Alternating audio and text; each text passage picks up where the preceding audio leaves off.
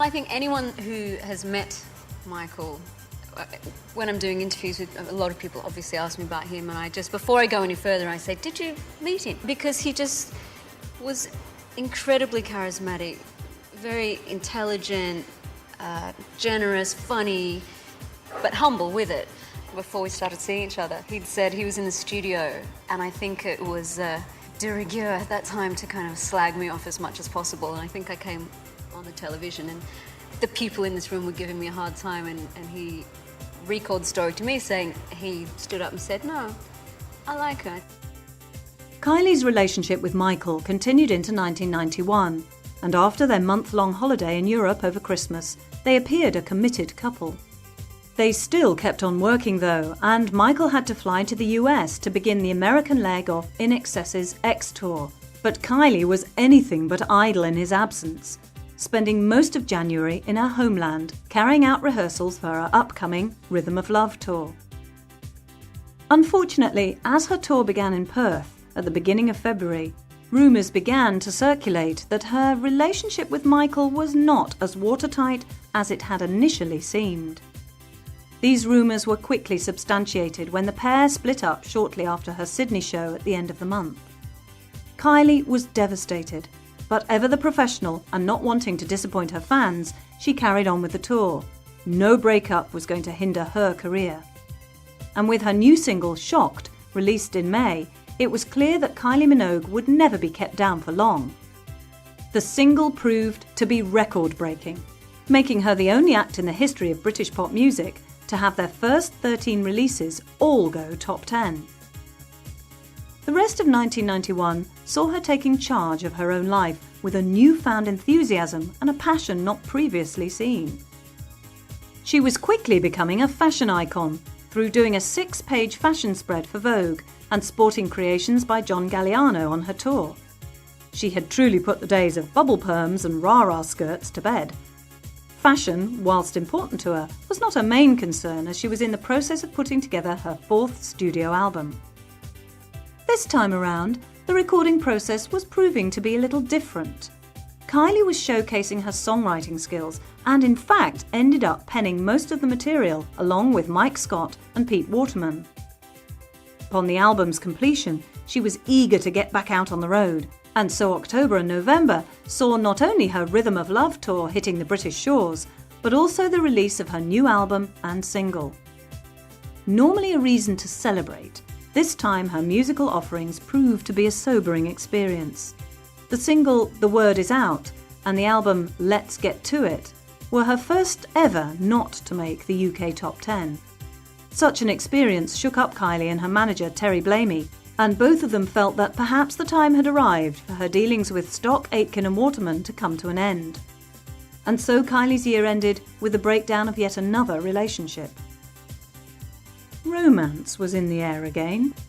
2 years previously, on the video shoot for What Do I Have to Do, she'd met a male model called Zane O'Donnell. 1992 saw her not only dating him, but moving into his apartment in Paris. Kylie Minogue had become very clear on one thing. She was going to use this year to seriously reflect on her past and to consider where she was going in the future. Relaxing in another country with her new boyfriend meant that she could enjoy a life liberated of work, stress and the media spotlight. She didn't want the world to forget her altogether though, and so she still found time to release Give Me Just a Little More Time, Finer Feelings and a duet with Keith Washington entitled If You Were With Me Now, all of which easily found their way into the UK top 20. It was during this period that Kylie started taking an interest in club culture.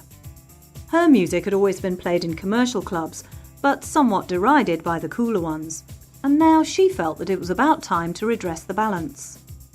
Giving herself the alias of Angel K, she set about releasing white label promo vinyls of tracks that would later become B-sides to her singles. Do You Dare and Closer were the result, and both had a respectable amount of success.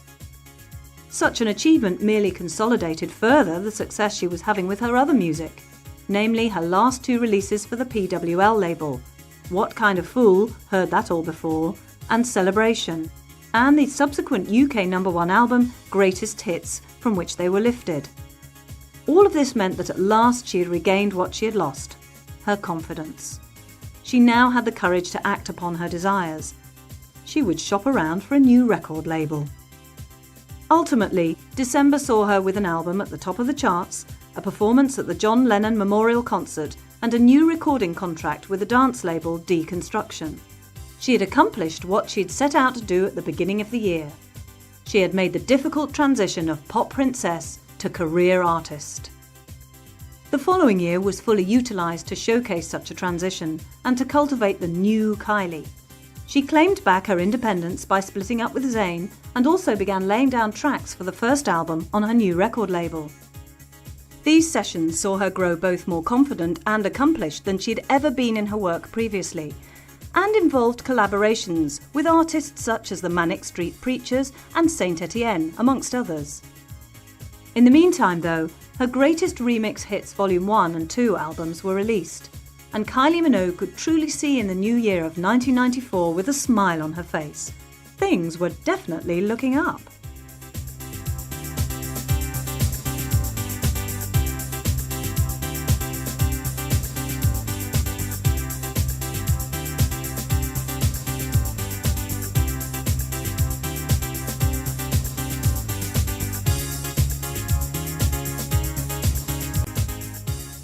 I'm ashamed to say I didn't really know much about Nick Cave. And funnily enough, Michael had said to me years before we recorded together, my friend Nick wants to record with you. Okay, I'll hear about it, someone will tell me. And then years went by. Finally, the request came through. And the first time I met him was the day at the studio we recorded, which, again, is perfection. That's the way it was meant to be. Whilst Kylie was once again single, her younger sister Danny was head over heels in love, and in January she got married to Julian McMahon. With Kylie as bridesmaid, it was a very happy day, and the Minogue sisters treated the guests to an impromptu rendition of We Are Family. Kylie couldn't remember a happier time in her life, but things were to get even better. For as long as she could remember, the artist Prince had always been her idol. By May 1994, not only had she had the chance to work with him, the finished product being the song Baby Doll, but she also got to slow dance with him at the after-show party of the World Music Awards in Monte Carlo. All of Kylie's dreams seemed to be coming true, but then another great opportunity presented itself, the chance to shoot her second feature film. Kylie had caught the eye of director Stephen D'Souza when he saw her on the cover of an Australian magazine under the heading The 30 Most Beautiful People in the World. Instantly, he knew he wanted her for his next film, and he signed her up immediately for the adaptation of the popular video game Street Fighter. She was to play Cammy, a British intelligence officer and assistant to the film's hero, played by action star Jean-Claude Van Damme. Utterly committed to the project, Kylie underwent a rigorous fitness regime, consisting of martial arts and pumping iron in preparation for the role. It was well worth it, as when the film was released in America later that year, it grossed $70 million at the box office. Miss Minogue's second film was a commercial success. With her appetite for acting once again satisfied, she could get back to her main love, her musical career. And so, in September of 1994, she released the first single off her new album. She needn't have been worried about whether the public would like her new and more mature sound. Confide in Me went straight to the top of the Australian charts, making it her first #1 there since Got to Be Certain. It also made the top in Finland, Croatia, New Zealand and Turkey, and the equally respectable position of #2 on the UK charts. Encouraged by the warm public reception of her first material not produced by Stock Aitken and Waterman, she tentatively released her sixth album, simply entitled Kylie Minogue, in October of that year. Whilst it was her lowest-selling album to date, shifting only 500,000 copies worldwide, it still reached #3 in the UK. What pleased Kylie the most was the fact that her change in musical direction had been embraced by her fan base. Collaborations with the likes of Brothers in Rhythm, Jimmy Harry, Jerry DeVoe, M People and the Pet Shop Boys meant that not only was she now working with serious artists, but also that her music was, at last, being taken seriously. It was all she could have ever hoped for, and her last release of 1994, Put Yourself in My Place, happily nestling within the top 20, rounded off yet another fantastic year for the 26-year-old. The first month of 1995 found Kylie Minogue in her hometown of Melbourne. She'd just spent Christmas with her family and was feeling restful and happy. In the vicinity at that time was another native Melbourner who'd been back to spend Christmas with his mother. His name was Nick Cave, lead singer with the Australian band The Bad Seeds, and since 1992 he'd wanted to work with Kylie. Now presented with the ideal opportunity, he approached her with his proposal. Through one of the people at Mushroom Records, the label that handled both artists' releases in Australia, he sent an audio cassette to her with a note that read, "Here's a demo, love to do it with you, give me a call." Kylie was enchanted by what it contained, a slow and melancholy waltz-like song called Where the Wild Roses Grow, a song he'd written with her specifically in mind. She agreed to do it immediately. The track was successfully laid down at the end of January, after a session lasting just under 2 hours, and both participants were extremely pleased with the end result. The next few months of 1995 were anything but quiet. March saw her back in a London studio with Nick Cave, again singing a few lines on another track for his Murder Ballads album entitled Death Is Not the End, whilst in April she was holidaying in Sydney to escape the cold British spring. By May, however, she was back once again in the USA. This time, though, it wasn't for a gruelling promotional tour, but for something altogether more rewarding, the shooting of her third feature film. In a comedy called Biodome, made by the same producers as the box office hit Dumb and Dumber, she would be playing the role of an oceanographer called Petra, opposite Pauly Shore and Stephen Baldwin. Kylie thoroughly enjoyed working on the film, and upon shooting her final scenes, she fulfilled one of her childhood dreams, to go on a road trip. And so she packed her car, a '79 Trans Am, and drove across the States with her future boyfriend, Stephen Sednui. The rest of 1995 was pretty low-key in comparison. She released another UK top 20 single, Where Is the Feeling, and appeared at numerous festivals with Nick Cave. She also made other live appearances, including one on the Balearic island of Ibiza, and a guest spot during a charity show at the Royal Albert Hall alongside Elton John. More interestingly though, when her duet with Nick Cave was released in October, it reached number 2 in Australia and managed to sell over 50,000 copies. Kylie had at last achieved what she wanted. Through her association with Nick, her public and artistic persona had finally and successfully been redefined. The rock circles that had once ignored her now sat up and took notice. The new film, Biodome, released at Christmas, however, proved to be somewhat of a failure when it was released in the US and Australia. Fortunately, it was of no concern to Kylie, as she'd retained her credibility in the world of filmmaking when she appeared in a short film called Hayride to Hell. This was an independent release that she'd shot earlier that year. At screenings at the London Film Festival, the Chicago Underground Film Festival, and the Telluride Festival, critics applauded her performance. As 1995 ended, Miss Minogue had shot 2 films, collaborated with a musical genius, and had already begun working on her next album. The past 12 months had perhaps been the busiest and most rewarding of her life so far. 1996, however, was an altogether different story. January saw her performing at a music festival in Melbourne with Nick Cave, but the rest of the year was a revelation as, for the first time in a decade, Kylie released nothing at all.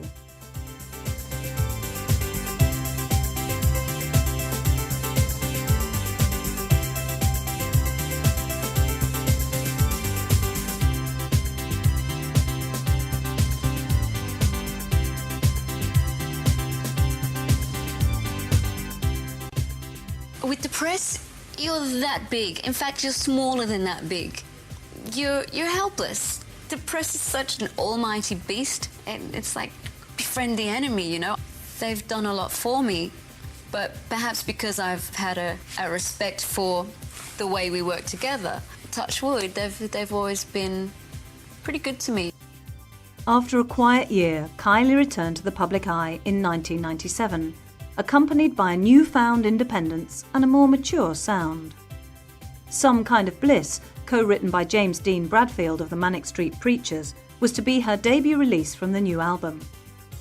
Unfortunately, it didn't make the impact Kylie had hoped for, and whilst critically acclaimed, it reached a very disappointing number 22 in the UK and 27 in Australia. Undeterred, she later released her second single, Did It Again. Having warmed up to her new image and musical sound, the public ensured that it fared somewhat better than her last release, making it to an impressive 14 and 15 in the UK and Australia respectively. Encouraged by the improved reception, she prepared to release her seventh album. Entitled Impossible Princess, it was scheduled to be released in the latter half of the year, and in most countries it was. However, in light of the death of Princess Diana in August, its availability was delayed in both Japan and England, and the title changed simply to Kylie Minogue out of respect for the late princess. Such a modification seemed a wise decision, as the album reached an impressive number 10 on the UK charts.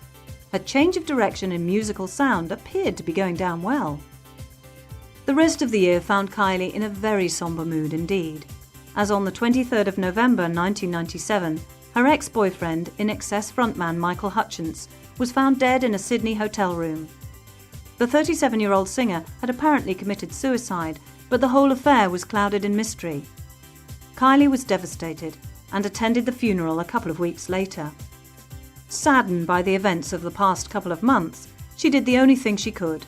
She threw herself into her work with more enthusiasm than ever, and in March 1998, she released her new single, Breathe. It reached a commendable number 14 in the UK, and although it was the final single of her new album, it was by no means Kylie's last release of that year. She not only found time to record a song with ex-D-Light member Tawa Tay, entitled German Bold Italic, but also laid down a version of Duran Duran's The Reflex with Ben Lee for a Duran Duran tribute album. Towards the end of the year, things got even busier for Miss Minogue. Firstly, she helped Mushroom Records celebrate their 25th birthday by appearing at a concert in Melbourne, and also allowed her classic single, Better the Devil You Know, to be reissued. Such activities rekindled her desire to perform, and within a couple of weeks, she'd not only read the lyrics to I Should Be So Lucky at a poetry event in Australia, but she had also embarked on a tour that saw her playing 24 dates in her homeland and 3 further dates in Britain. The intimate and live tour turned out to be so successful that a follow-up double CD and video were issued. In addition, 3 more albums were released on the back of such success, comprising of Greatest Remix Hits Volume 3, Greatest Hits Remix Volume 4, and The Impossible Remixes, a collection featuring mixes by Todd Terry, Sash, Junior Vasquez, and Brothers in Rhythm. She appeared to be on top form, but disaster was just around the corner. Suddenly, deconstruction dropped her, and Kylie Minogue was without a record label. A little unsure as to where her future lay, she found herself spending 1999 getting back on her feet again and trying different things. Still with an appetite to perform, she began the year appearing in a Caribbean production of Shakespeare's The Tempest, for which she received rave reviews. In addition to such activities, she managed to find time to perform for the troops in East Timor, and also did a promotional campaign for the designer outlet H&M.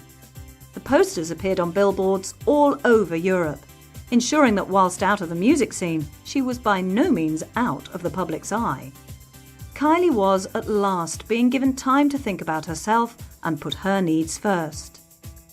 Such introspection led to the publication of her own book in October.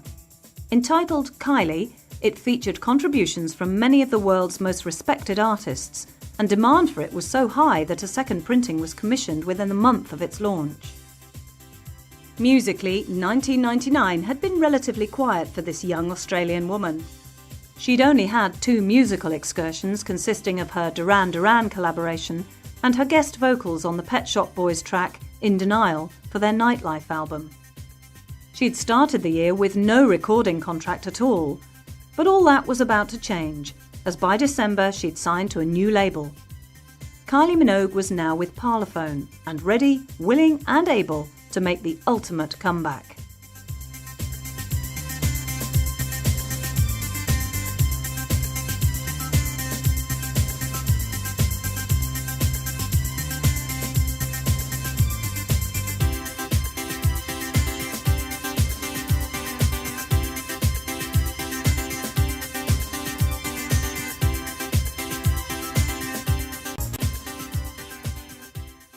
Jono asked me a while ago about, am I still the 18-year-old Kylie or am I the 33-year-old Kylie? And I thought, that's kind of a dumb question, because how can I separate the two? I am the person sitting here today partly because of that girl. So yeah, she's still a part of me. I tried to get rid of her for a while, but that didn't work. With the dawning of a new millennium came the dawning of a new Kylie Minogue. The year 2000 was truly to be her year. The new material she had recorded for Parlophone was her best yet, and the first release, Spinning Around, not only topped the Australian and UK charts in June, but also made her one of 3 artists to have a #1 in 3 successive decades. Kylie was more in demand than ever, and the rest of the year saw her going from strength to strength with the release of 3 more singles. On a Night Like This, Please Stay, and her duet with Robbie Williams, Kids, all made it to the top 10. Her new album, Light Years, also reached the top spot of the British and Australian charts. The public's appetite for her now was almost insatiable, resulting in appearances at the Olympics closing ceremony, the Paralympics opening ceremony, and a cameo role in the hit film Moulin Rouge. In 2001, it all went a step further, and in January, tickets went on sale for her first major tour in 9 years. It sold out immediately in the UK, Europe, and Australia. The world just couldn't get enough of the girl from down under. By March, she was everywhere. She'd appeared in a Pepsi commercial, provided guest vocals on the girling track G House Project, and collaborated with Jimmy Little on a cover of the Triffids classic Bury Me Deep in Love. In addition to all this, she'd also found the time to kick off her On a Night Like This tour in Glasgow and winding up in Sydney on the 12th of May. It was announced as the most successful arena tour by a female artist ever. Upon finishing the tour, Kylie was eager to get back into the studio and lay down some new material. Light Years was 5 times platinum in Australia, and she was keen to match its success. Such determination paid off more than she could have ever dreamt, and in September of that year, Can't Get You Out of My Head was released. By October, not only had her new single turned platinum and topped approximately 12 charts around the world, but also Fever, the new album from which it was taken, debuted at #1, making it her first chart-topping album in the UK since 1992. Kylie Mania was everywhere and was showing no signs of letting up. Another tour was announced at the end of the year, which became a sellout within the hour.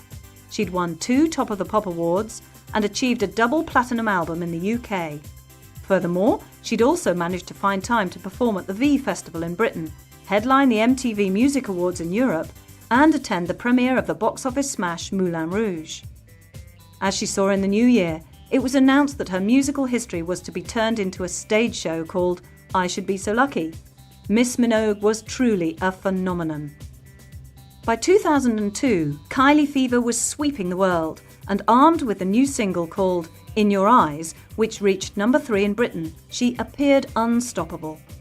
More importantly though, she appeared to be cracking that ever-elusive US market with her new material, and by February, not only had Can't Get You Out of My Head broken into the top 20, but she had also made an appearance on the popular Jay Leno show. Things just seemed to be getting better and better, and her musical success certainly knew no bounds in the UK, culminating in her receiving an NME Carling Award and 2 Brit Awards for Best International Female and Best International Album. By now, hers was the name on everyone's lips. She'd become an icon and superstar in the world of pop.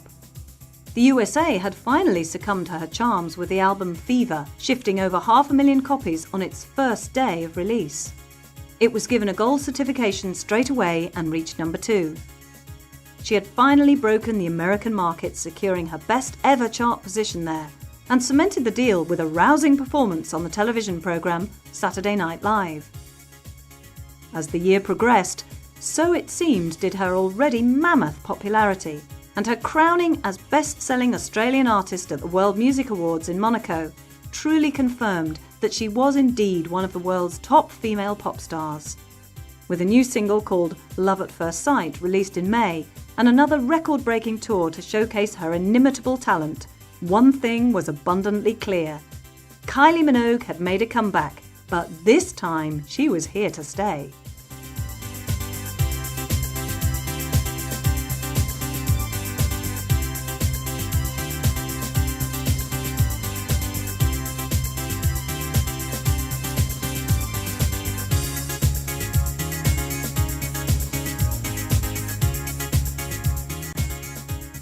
This girl from Australia comes and hogs the number 1, number 2 position for weeks on end. I'd been a bit miffed too. And I hadn't proven myself, so now with longevity, just over the years, slowly building up a reputation for being able to do different things. It has been many years since a shy and talented Australian teenager from the suburbs walked onto the set of a little-known soap opera called Neighbours. During that time, everything in Kylie Minogue's life has changed beyond recognition. Gone is the insecure girl struggling to be noticed, and in her place is a confident young woman with a pop career so accomplished that few have managed to match it. It is impossible to predict where Miss Minogue might go from here. Since she came into the public spotlight, her journey through the world of fame has been both fraught with setbacks and blessed with miracles. Each step, however, has been a learning process, helping her to reach the iconic status that she's now awarded today. Her musical and acting prowess may have been what originally turned her into a superstar, but it is her ability to metamorphose that has kept the fans interested and prevented her from becoming just another stock Aitken and Waterman has-been. Audiences have watched her grow up and progress from the oily overalls of Charlene to the sexy uniforms of a pop princess. Gone is the girl next door image, and in its place is the sensuous siren seducing more and more fans daily. Although it wasn't initially her musical talent which brought her fame, since those first tentative songs, she's received innumerable platinum and gold discs and released countless hits in countries including South America, Japan, Southeast Asia and Canada. The derision from serious music critics has finally turned to respect and admiration. She's now a household name around the world, and her fan base has shown an unprecedented loyalty. Many years on, she's one of the very few musical artists who can state that their chart topping has not only spanned an impressive 3 decades, but that it also continues to go from strength to strength. It is argued that an artist has truly become an icon when they are identifiable and known simply by one name. Their name is Kylie. That's all you need to know.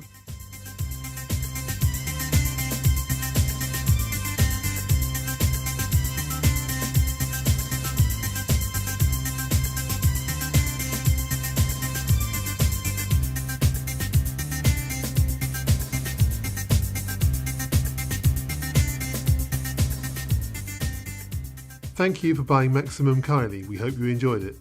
Watch out for further titles on Chrome Dreams coming up soon.